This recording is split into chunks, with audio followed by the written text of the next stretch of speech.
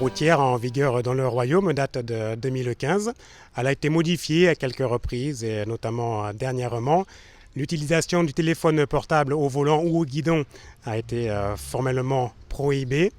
Depuis le début du mois de mai, la police se met à faire respecter cette loi de manière très scrupuleuse en certains points de contrôle dans le pays, ce qui incite certains citoyens à se mettre en conformité avec la loi, et notamment Madame Dorothée Etienne, bonjour. Bonjour. Alors expliquez-nous comment est-ce que vous avez fait pour obtenir le permis de conduire pour cette moto qui a plus de 125 cm3 et donc pour laquelle on doit obligatoirement avoir le permis de conduire. Oui, alors quand j'ai acheté cette moto mi-avril, j'ai réalisé qu'il fallait être en conformité avec la loi cambodgienne pour pouvoir être assuré, que ce soit l'assurance physique ou l'assurance au vol. Donc j'ai commencé à me renseigner, notamment auprès d'une amie qui avait passé son permis via une agence qui l'avait soutenue pour les démarches. Et en fait, en me renseignant petit à petit, je me suis rendu compte qu'on pouvait faire ces démarches directement auprès du ministère des Transports. Et donc c'est ce que j'ai fait. Alors, j'ai eu la chance d'avoir au téléphone une des personnes responsable du département des permis au ministère des Transports et qui m'a donné tous les papiers à réunir. Donc c'est assez simple en fait. Ça va être le passeport, le visa, des photocopies des deux, 5 photos et ensuite le papier de résidence donc, qui est fourni par notre 104.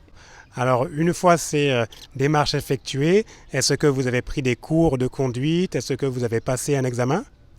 J'ai pas pris de cours de conduite parce que j'avais l'habitude de conduire des motos de moins de 125 cm3 avant. L'examen théorique se révise grâce à une application mobile assez simple, donc je l'ai sur mon téléphone. Ah bon? Ça s'appelle Driving Rule et ça permet de s'entraîner en fait directement, donc déjà de connaître les règles en vigueur au Cambodge, par exemple la priorité à droite qui est due à chaque intersection, les panneaux, etc.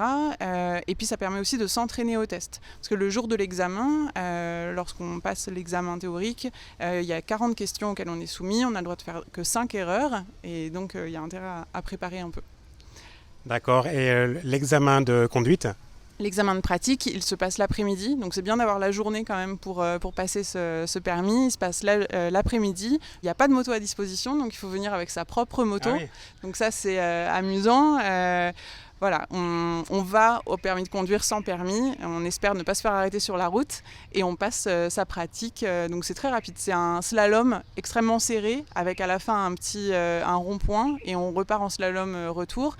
Alors je ne suis pas agent de police, mais est-ce que vous pouvez me montrer votre permis? Oui, Pour vraiment attester que vous l'avez passé voilà. Et que vous avez réussi l'examen. Il est là. Voilà, en bonne et due forme. Donc permis A, ça signifie permis moto plus de 125 et il dure 10 ans.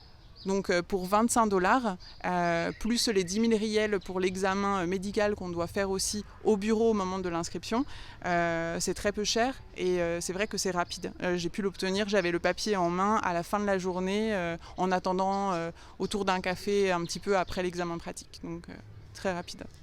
Très bien. Félicitations Dorothée pour l'obtention de votre permis et merci pour ce partage d'expérience. Avec plaisir. Yann, arrondissement de Tchomkaamon, tmaitmai.com. Est-ce que vous pouvez me déposer? Oui, bien sûr.